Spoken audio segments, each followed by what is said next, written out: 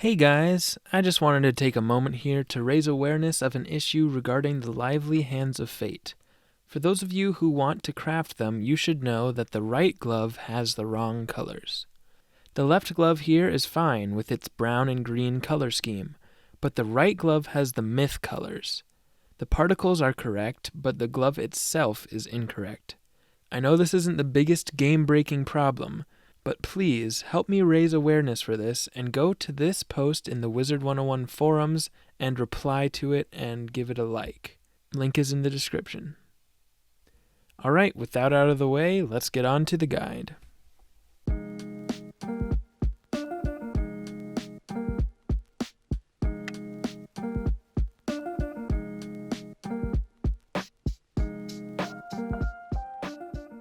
Hello everyone. I'm Cam from Faircord, and welcome to the Life Decathalon Guide. KI has officially announced that the upcoming Life Decathalon will begin on Tuesday, July 13th. This video assumes you know a lot about the event, so if you're newer and haven't watched my general decathlon guide, be sure to check that out first. Okay, starting off, let's discuss the best treasure cards to carry. This is a list of non-vendor TC that are better than vendor ones. If the event has already started when you're watching this, there's almost no chance you'll see any of these in the bazaar, but if it hasn't started yet, try your best to grab them. Generally speaking, stock up on what you need depending on what your goal is for the event. If you want to farm stages 1 through 4 or 5, for example, look into buying a lot of spells ranked 5 and below. But if you're trying to beat the professor at the top or farming higher stages, then you're just going to want to buy a bunch of spells ranked 8 and above.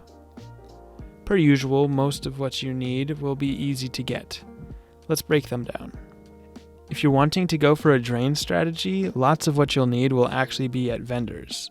But I recommend going full damage rather than using drains, with the exception of Dr. Von's monster, or Scarecrow. Von's does the most single target damage out of any death treasure card, so bring a lot of these if you're doing any sort of high level. These 3 in the green section are some great flat damage options for low to middle stages. The best damage spell overall would be Headless Horseman, but those are pretty hard to find in the bazaar. Now, damage over time spells like Poison, Skeletal Dragon, and Deer Knight may do more damage, but the life enemies can cast Triage, starting at stage 3. So these spells are very risky to use, and you're going to want to be able to count on your damage. There's some nice spells in the yellow section for general damage. Lord of Night is only on this list because it's a good medium between Vampire and Wraith if you're using drains, but obviously flat damage spells do a lot more. Another great spell to do a lot of damage is Denly Minotaur, and since it's been marked no PvP, you'll be able to find the treasure cards more often in the bazaar. However, if you're using Feints as your main buff, this would not be very good. And that's pretty much all the notable TC. The possible minions for this decathlon include Animate, which you can get from the Zafaria Librarian. There's 14 different versions of this minion depending on how many pips you have, but they're all relatively the same. Here's the spells for the 5-pip version. These minions get 100 health per pip you use to cast them, and the best spell that they get up to is Scarecrow, starting with the 7-pip version. The next minion is Lord Nightshade from the Hand of Doom pack or the Bazaar. Here's his spells. This time there's another Hand of Doom minion, Malistaire. Here's what he can use. Then there's Death Brandon from farming Neberix, and here's what he uses. Finally, Baylor Scourge from the Road Warriors pack, and here's his spells. As always, I don't think there's any reason you should buy packs for these, but if you have free time, then I highly recommend Brandon farming. Now that you have your hits, let's discuss the enemies and what you need to watch out for. This decathlon is the easiest one, but that doesn't mean that it doesn't have its difficulties. Starting on stage 3, the enemies can triage. Now there's literally nothing you can do to counter this. Basically it just means you don't use any spell with damage over time. If you must, you can use them and pack backups, but I'd just stay away from dots in general.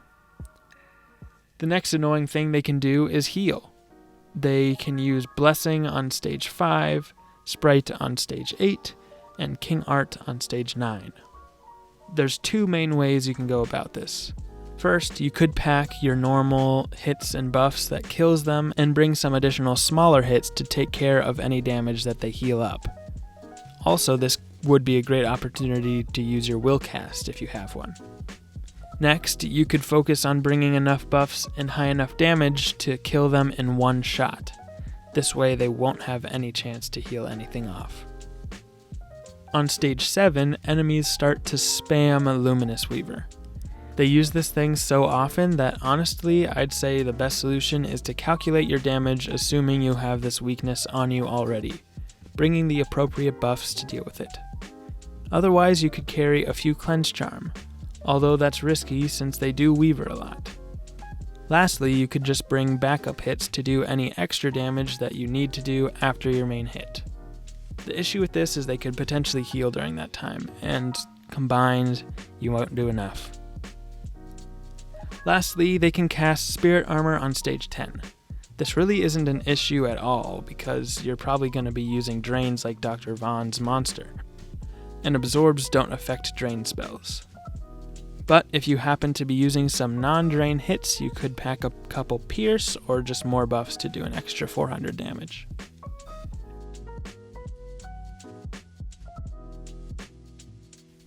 For pets, you really don't need anything other than Frozen Kraken. You may be thinking using Vampire is better because it will boost on them as a death spell, but the boost doesn't make up for the lack of damage. And again, it's hard to unlock this talent, and it takes an extra turn between casts. Just do yourself a favor and use Frozen Kraken. Finally, let's discuss deck setups.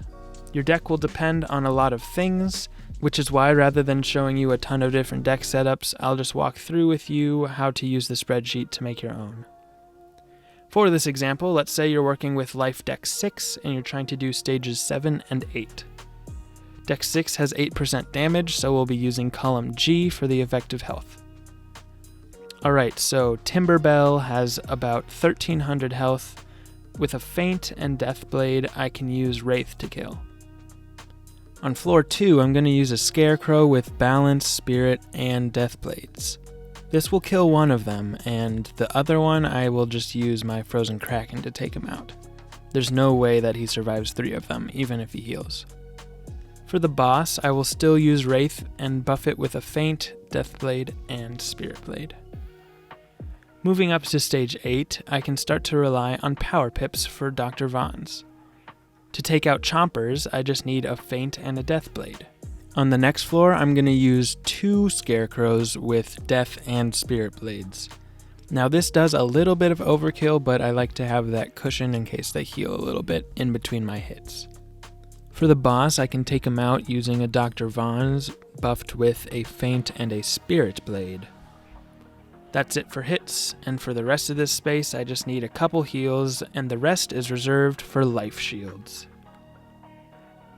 With those in, our deck is finished and we're ready to enter the tower.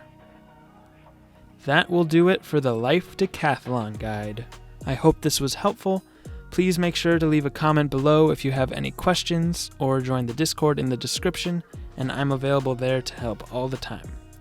Check out the general Decathalon guide if you haven't already, and I'll see you next time for the infamous Balance Decathalon. Thanks for watching.